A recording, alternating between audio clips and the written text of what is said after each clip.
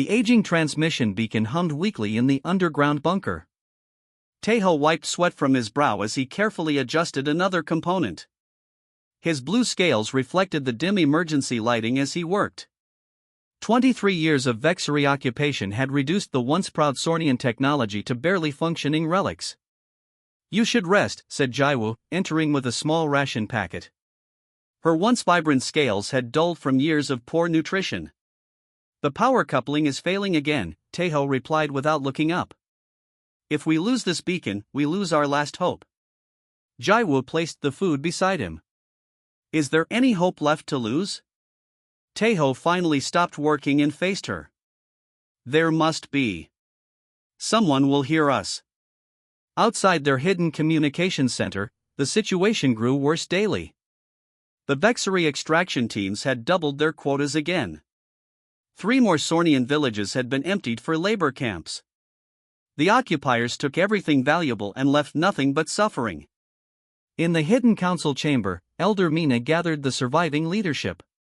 Once they had been 50 members strong. Now only 11 remained. The rest had been executed or disappeared into labor camps. "The vexery commander has ordered another increase in mineral quotas," Mina said, her voice steady despite the grim news. "Our people can't survive this pace of work with the current food rations." Council member Juno shook his head. "We've sent distress signals for 15 years. No one is coming. The galaxy has abandoned us," another added. "Perhaps we should save our remaining power reserves for basic life support rather than wasting it on transmissions no one hears." Mina looked around the room at the defeated faces. "Then we vote. Do we continue broadcasting our distress, or accept our fate?" The vote was 5 to 6, the signal would continue, if only for one more month. That evening, Tejo received the news with grim determination. "If this is our final transmission, then I'll make it count." He worked through the night, recalibrating the ancient equipment. Instead of the standard automatic distress beacon, he programmed a detailed message. It included their coordinates, detailed accounts of vexery atrocities, and biological data about their species. When finished, he added a simple, direct plea: "We are the Sornians. Our world dies under vexery rule. We have little time left. Please help us." As dawn broke, Tejo activated the enhanced signal. The power draw was enormous, causing lights to flicker throughout their underground sanctuary. "Will it reach anyone?" Jaiwu asked, watching the transmission strength indicators. "This signal is broadcasting farther than any we've sent before.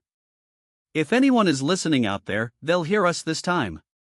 Days passed with no response. Then weeks. Tejo maintained the equipment, but even his determination began to waver. Food became scarcer as the vexery demanded more labor with fewer resources. On the 43rd day after sending the message, a young Sornian named Hannah burst into the communications room. "Vexery patrols are searching buildings in the eastern quarter. They might have detected our power usage." Tejo and Jaiwo quickly began shutting down non-essential systems. The beacon, however, remained active. "We should shut everything down," Jaiwo urged. "If they find us, everyone here dies." Tejo's hands hovered over the main power switch. One simple action would ensure their temporary safety. But it would also mean giving up. "One more day," he said firmly. "Just one more day." That night, while Tejo dozed beside the equipment, a small light began blinking on the console. The system had received something, a response. Jolting awake, he rushed to decode the incoming signal. The language was unfamiliar, but the pattern was clearly artificial, clearly intelligent. Someone had heard them. As dawn broke, Tejo gathered the council. "We've received a response from an unknown source. They call themselves humans from a planet called Earth." "Humans?" Elder Mina asked. "I've never heard of such a species." "Neither have I," Tejo admitted. "They must be from an unexplored region. But they received our distress call, and they've responded." He played the translated message: "People of Sornia, we hear you. Your situation is unacceptable. Help is coming. Hold on. For the first time in years, Tejo saw something impossible spread across the faces in the room: hope. 3 days later, their sensors detected multiple ships entering the system. They weren't Vexery design, or any known configuration. What if these humans are worse than the Vexery? Jaiwu worried. Tejo watched the incoming signal strengthen as the ships approached. Anyone who answers a cry for help from strangers can't be all bad, he said. For now, that's enough reason to hope. The Vexery response to unknown ships entering their claimed territory was swift and brutal. Commander Dohayan ordered additional troops to vital installations across the planet. Public executions doubled overnight as a warning against any Sornian uprising. Make examples of the troublemakers, Dohayan instructed his officers. If these newcomers think they can claim our resources, they should see how firmly we control this world. In the hidden communications bunker, Tejo could barely maintain his composure as he tracked the approaching vessels. 23 ships, he reported to the council. Unknown design. They're forming a defensive position at the edge of our atmosphere. Elder Mina studied the grainy images. Do you truly believe these humans come to help, not conquer? Before Tejo could answer, the communications array lit up with an incoming transmission. The voice spoken clear, translated Sornian. This is Captain Subin Kim of the United Earth Defense Fleet. We received your distress signal and have come to investigate the situation. We wish to establish contact with Sornian representatives. The room fell silent. After decades of unanswered pleas, hearing another species respond directly seemed impossible. Tejo's hands trembled as he replied, "This is Tejo, Communications Officer for the Sornian Resistance Council. We welcome your arrival. The Vexery Empire has occupied our world for 23 years. They control our orbital defenses and major cities." "We understand," Captain Sabine replied.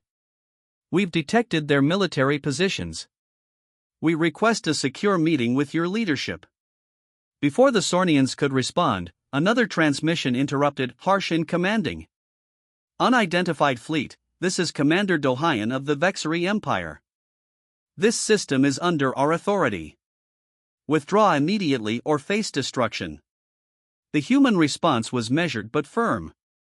"Commander, we are responding to a distress call according to Galactic Law Section 47, which guarantees aid to civilian populations in crisis. We request diplomatic talks regarding the situation." Dohayan's laughter echoed through the transmission. "Galactic law? You're obviously newcomers. Laws mean nothing here. This is Vexery territory by right of conquest. You have 6 hours to depart." The transmission cut abruptly. In the bunker, the Sornians exchanged worried glances. "They'll be destroyed," Jaiwu whispered. "The Vexery orbital cannons will tear them apart." Tejo reconnected with the human vessel. "Captain Subin, the Vexery have planetary defense systems that have repelled other attempted interventions. Your ships are in grave danger." "We're aware of their defenses," Subin replied calmly. "Don't worry about us. Can you arrange a secure meeting location? We need to understand your situation better." Despite the council's fears, they agreed to a meeting. That night, in the ruins of an abandoned temple outside the capital, Tejo and Elder Mina waited anxiously. How would these humans even reach the surface without being detected by Vexery patrols? Their answer came when the air shimmered slightly, and 3 figures materialized before them. 2 women and a man stood there, wearing sleek uniforms with a blue and gold insignia. "Stealth transport technology," the taller woman explained, noting their shock. "I'm Captain Subin Kim. This is our diplomatic officer Jinwoo Park and our medical officer Yuna Lee." The humans looked remarkably similar to Sornians in basic form, though they lacked scales and had strange, varying colors of hair. Their eyes were especially striking, filled with compassion, but also determination. "We didn't expect actual people to answer our call," Mina admitted. "Most advanced species ignore suffering beyond their borders." Captain Subin's expression hardened. "That's not our way. Once we heard your message, we couldn't ignore it." Over the next hour, the Sornians explained their situation in detail. The humans asked pointed, intelligent questions about Vexari weaknesses, Sornian needs, and civilian populations. The Vexari believe they're untouchable, Tejo explained. Their empire spans 12 systems, and they've never lost a military engagement. Everyone loses eventually, Jinwoo said quietly. Especially bullies. As they spoke, the medical officer Yuna examined some injured Sornian children who lived in the temple ruins. She applied treatments that healed injuries the Sornians had believed permanent. We can bring more supplies, she promised. Enough for everyone. As dawn approached, Captain Subin made a formal offer. We're prepared to negotiate with the Vexari for your freedom. If they refuse, we're prepared to take action. They won't negotiate, Nina said. And they'll destroy you if you try to fight.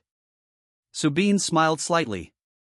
With respect, Elder Mina, I don't think they understand what they're facing. As if to prove her point, the temple shook as explosions lit up the sky. The humans' communication devices activated immediately. Status report, Subin demanded. Vexari ships opened fire on our medical transport, Captain, came the response. No casualties. Defense systems engaged automatically. Through the broken temple roof, they watched as a Vexari warship suddenly froze in space, its weapons disabled by technology the Sornians had never seen before. The diplomatic approach has failed, Subin said grimly. Now we do this the hard way. The sun rose over the occupied Sornian capital, casting long shadows across buildings that once stood proud but now bore the marks of Vexari control. In the hidden underground bunker, Tejo watched as human engineer Jaehyun unpacked small devices from a secure case. These communication nodes can bypass all Vexari monitoring systems, Jaehyun explained, demonstrating a device barely larger than a coin. They use a frequency the Vexari can't detect. Tejo held one carefully, amazed at how something so small could be so powerful.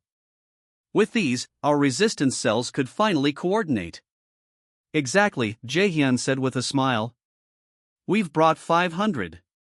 Enough for every resistance group on the planet. Outside the bunker, the situation grew increasingly tense.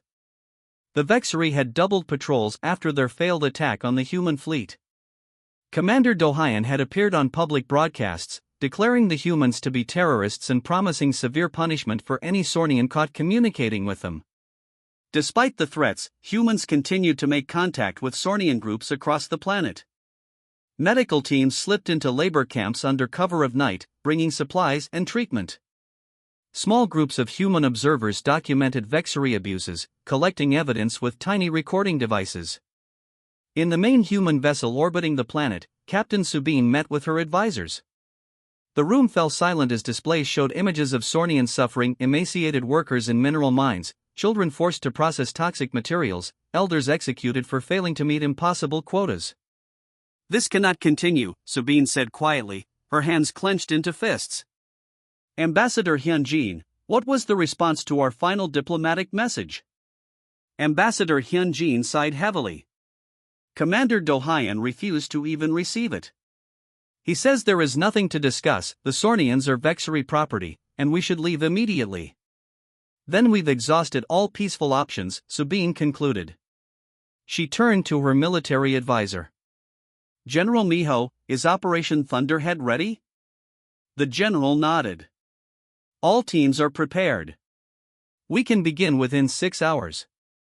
Back on the surface, Tejo and Jaiwoo worked tirelessly to distribute the communication devices to resistance leaders. With each delivery, they shared the same message: be ready. Something big is coming. Protect your people. In one mining camp, they met with Daesum, a fierce resistance leader whose group had sabotaged Vexari equipment for years. These humans, Daesum asked skeptically, can they really challenge the Vexari? Others have tried and failed. They're like nothing we've ever seen, Jaiwoo responded. Their technology, their determination, they're different. As they spoke, a shadow passed overhead. A Vexari patrol ship was scanning the area. The three Sornians froze, knowing discovery would mean immediate execution. The patrol ship suddenly veered off course, as if responding to something urgent elsewhere. Only when it disappeared over the horizon did they breathe again. That was no coincidence, Tejo said, tapping his new communication device. The humans are watching over us. In orbit, the human fleet had detected the patrol and created a false alarm to draw it away. They monitored all Vexery movements, building a complete picture of enemy forces and weaknesses.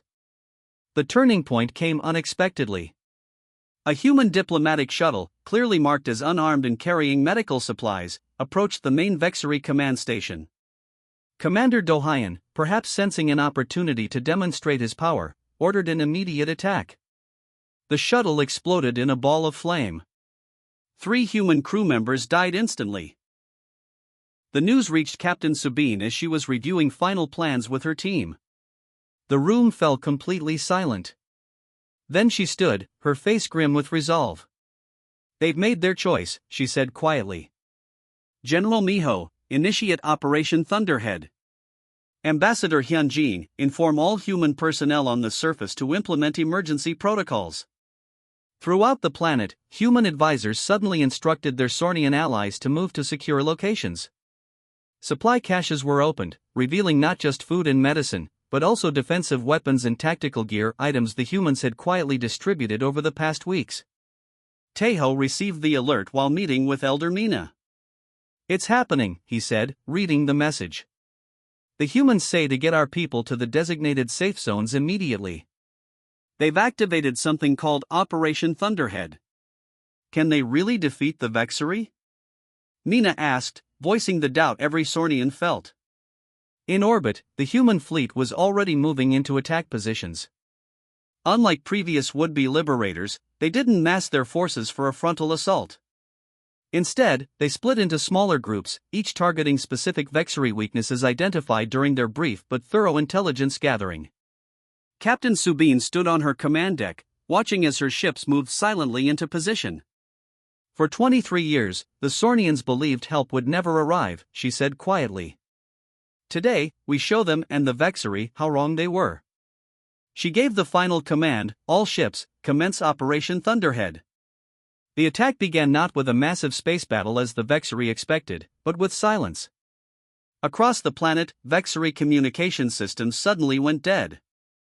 Their network of orbital satellites, which had maintained their control for decades, blinked out one by one. In the main Vexery command center, Commander Dohayan shouted at his technicians as screens went dark around him. "Restore communications immediately," he demanded. "How can an entire network fail at once?"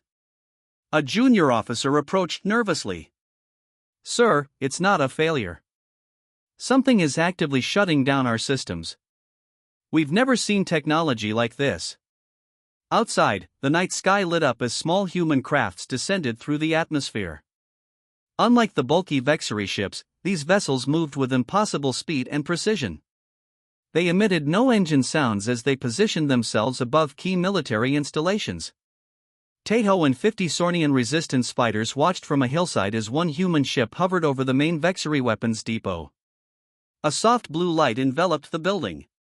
The Vexery guards outside suddenly collapsed, unconscious but alive. No alarms sounded. No weapons fired. "Now," Tejo said into his communication device. The resistance fighters moved forward quickly, reclaiming the weapons that had been stolen from their people years ago. Similar scenes played out across the planet. Human ships neutralized Vexery defenses without destroying them, while Sornian resistance groups moved in to secure locations. The strategy was clear: disable rather than destroy, minimize casualties, focus on military targets only. In orbit, Captain Subin coordinated the operation from her command ship. The main view screen showed hundreds of targets being neutralized simultaneously. "The Vexery Central Command is still operational," reported her tactical officer. "Their main defense grid is attempting to target our ships."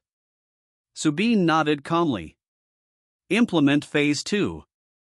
3 specialized human vessels moved into position around the Vexery command station. They released thousands of tiny drones, each no bigger than an insect. The drones attached themselves to the station's hull and began bypassing security systems. Inside the station, Vexery officers watched in horror as their control panels began operating on their own. Weapons systems powered down. shields deactivated.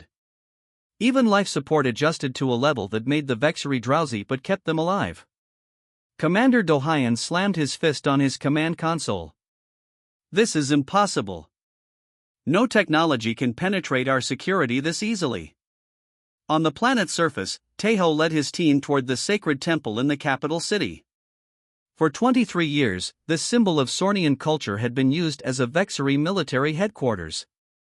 Liberating it would send a powerful message to all Sornians. The team moved carefully through streets they hadn't walked freely in decades. Above them, a human tactical support ship provided real-time guidance. 3 guards at the north entrance, came a calm voice through Tejo's communication device. They'll be neutralized in 5 seconds. True to their word, the guards suddenly slumped to the ground as a pulse of energy washed over them. Tejo's team rushed forward, securing the entrance and moving inside. They encountered minimal resistance. Most Vexery soldiers were unconscious or surrendering without a fight, shocked by the sudden collapse of their supposedly invincible technology. In the temple's central chamber, Tejo found what he sought, the ancient Sornian flag, hidden away when the occupation began. With trembling hands, he climbed to the temple roof. Down in the streets, Sornians emerged from hiding as word spread of the Vexery's defeat. They gathered around the temple, looking up as Tejo removed the Vexery banner and raised their own flag for the first time in 23 years. A cheer erupted from the crowd, spreading through the city like a wave. In orbit, Commander Dohayan watched as his forces crumbled across the planet. The humans had neutralized decades of Vexery military advantage in just 6 hours, without destroying a single ship or killing a single soldier. Order a full retreat, he finally commanded, his voice hollow with defeat. All forces withdraw from the system. The Vexery ships that could still function began pulling away from the planet, abandoning equipment and personnel. Their legendary undefeated record had just been shattered. As night fell across the liberated capital, Tejo stood with Jaiwu, watching human medical teams treating injured Sornians. The efficiency and compassion of the humans continued to amaze him. How did they do it? Jaiwu wondered. The Vexery had every advantage. A human tactical officer named Minjae overheard the question as he passed by. He smiled slightly. The Vexery forgot the most basic rule of warfare, he said. It's not about who has the biggest weapons. It's about who uses them smartest. Above them, the sky cleared of Vexery ships for the first time in 23 years.